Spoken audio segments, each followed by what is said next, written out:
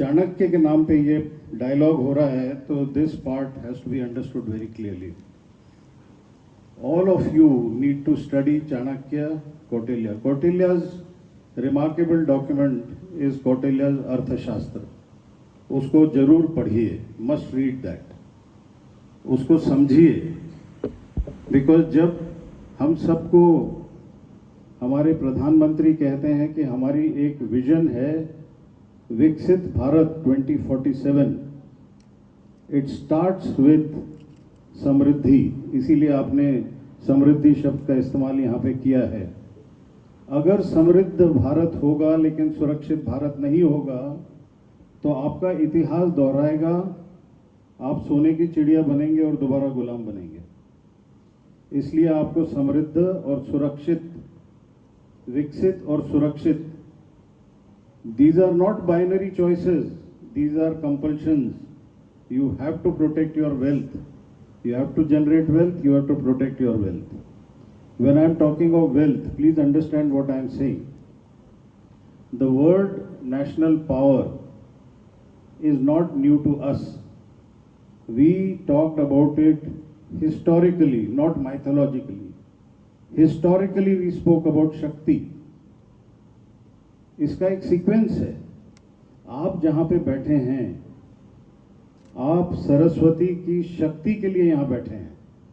जब आपको विद्या मिलती है तो विद्या एक शक्ति है.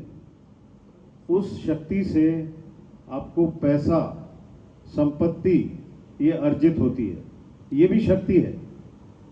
अगर ये तीसरी शक्ति आपने नहीं ली जो दुर्गा की है, तो सरस्वती, लक्ष्मी, दुर्गा ये कंप्लीट एक पैकेज है. आपको विद्या मिलनी चाहिए, आपको संपत्ति मिलनी चाहिए, आपको सुरक्षा मिलनी चाहिए. तो this is all in our ancient wisdom. I don't think आपको पाश्चात्य सभ्यता की तरफ ज़्यादा देखने की आवश्यकता है. आपको अपने इतिहास को देखना है. जब कौटिल्य की बात होती है तो कौटिल्य ने राष्ट्र के बारे में कहा कि किसी भी राष्ट्र को चलाने के लिए कुछ चीजें आवश्यक होती हैं, और उसमें उन्होंने एक थियरी प्रोपाउंड की, उसको कहते हैं सप्तांग थियरी. उन्होंने बोला कि एक जिस तरह से मानव का शरीर होता है उसी तरह से राष्ट्र होता है. इसको बिल्कुल सिंपल सरल भाषा में मैं समझाता हूं. जिस तरह से एक व्यक्ति का शरीर है, उसको सोचने की शक्ति आवश्यक है, उसके मस्तिष्क, उसके दिमाग से पूरा शरीर चलता है, उसी तरह से राष्ट्र मस्तिष्क से चलता है, और उसको कहते हैं स्वामी. उस समय उन्होंने स्वामी शब्द का इस्तेमाल किया. आज उसको आप प्राइम मिनिस्टर कह लीजिए, प्रेसिडेंट कह लीजिए, लेकिन वो स्वामी है, राष्ट्र का स्वामी. इसमें ओनरशिप नहीं है, इसमें देश को चलाने की रिस्पॉन्सिबिलिटी है. अकेला प्रधानमंत्री या राष्ट्रपति या राजा देश को नहीं चला सकता. उनको एडवाइजर्स चाहिए, और उस समय एडवाइजर्स को उन्होंने सरल भाषा में कहा अमात्य. उस समय के भाषा में बिल्कुल योग्य शब्द था अमात्य. आज उसको हम कहते हैं काउंसिल ऑफ मिनिस्टर्स, कैबिनेट. इसके पहले भी जब अकबर का शासन था तो नवरत्न थे. छत्रपति शिवाजी महाराजा में जब उन्होंने अपने एडवाइजर्स लगाए तो उसको अष्टप्रधान कहा. मतलब ये सदियों से ये चलता रहा है, लेकिन समझ में कहीं कहीं बीच बीच में फर्क पड़ता रहा. अगर ये दो हो गए, ये दो किसके लिए हैं? स्वामी किसके लिए, अमात्य किसके लिए? लोगों के लिए, प्रजा के लिए है. प्रजा की भलाई राजा का कर्तव्य है, प्रधानमंत्री का कर्तव्य है, उनके मिनिस्टर्स का कर्तव्य है. प्रजा कौन सी प्रजा? तो इसलिए जिस तरह से प्रजा होगी तो उसी तरह से प्रजा जिस क्षेत्र में रहेगी उसकी सीमाएं होंगी. उसको कहा जाता है जनपद. अगर सीमाएं कंफ्यूज्ड हैं तो लड़ाइयां चलती रहेंगी. अगर लोग आपके साथ जुड़े हुए नहीं हैं तो आंतरिक समस्याएं आएंगी। जनरल रावत ने एक बार बोला था कि we are fighting on a 2.5 front. अगर अंदर कोहेजन नहीं है तो half front will be more dangerous than 2 fronts.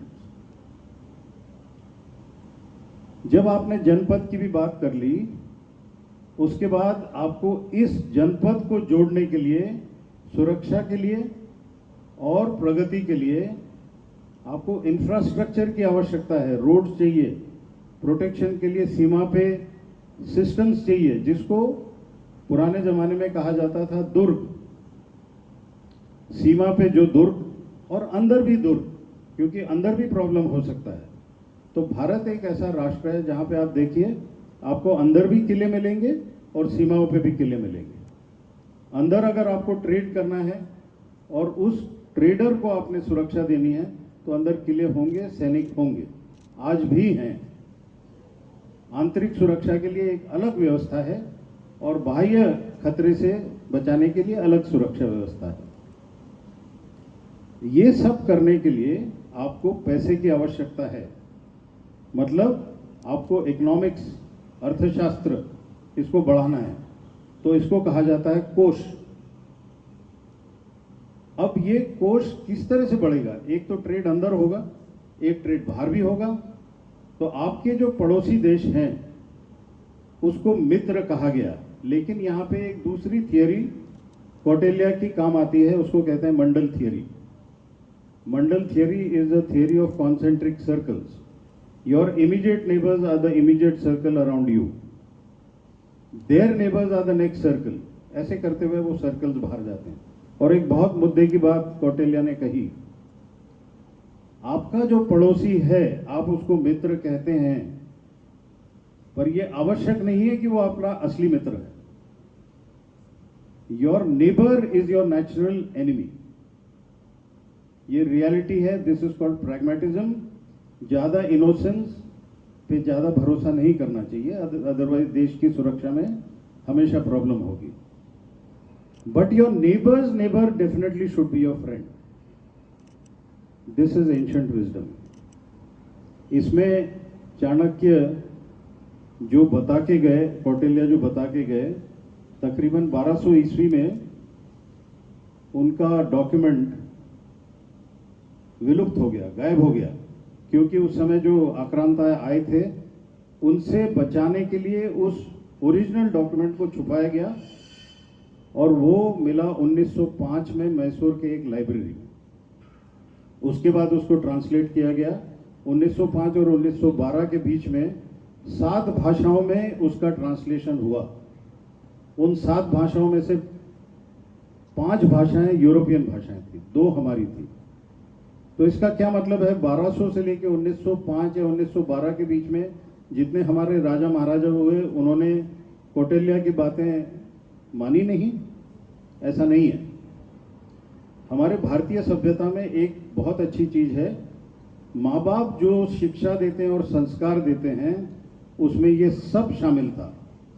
अगर आप शिवाजी, छत्रपति शिवाजी को देखें तो उनकी सबसे अच्छी टीचर उनकी मां थी, जीजाबाई। जीजाबाई स्टैनफोर्ड नहीं गई, ऑक्सफोर्ड नहीं गई, कैम्ब्रिज नहीं गई। उनको जो विद्या हासिल हुई, उनको जो ज्ञान हासिल हुआ, उन्होंने अपने पुत्र को दिया कि राष्ट्र कैसे बनता है, राष्ट्र कैसे चलता है, राष्ट्र के अंदर के लोग कैसे होने चाहिए, राष्ट्र का राजा कैसे होना चाहिए। इस चीज में मैं थोड़ा सा 2 मिनट बाद आता हूं।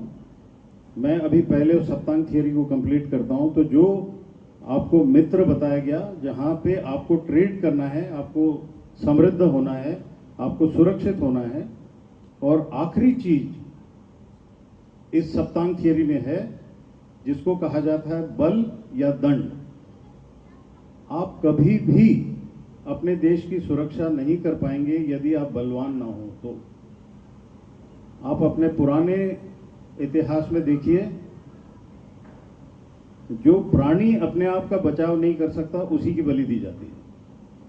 जो प्राणी अपने आप को बचाव कर सकता है कभी भी उसकी बलि नहीं दी जाती। सो आपको पावरफुल बनना है। You can have peace if you are strong.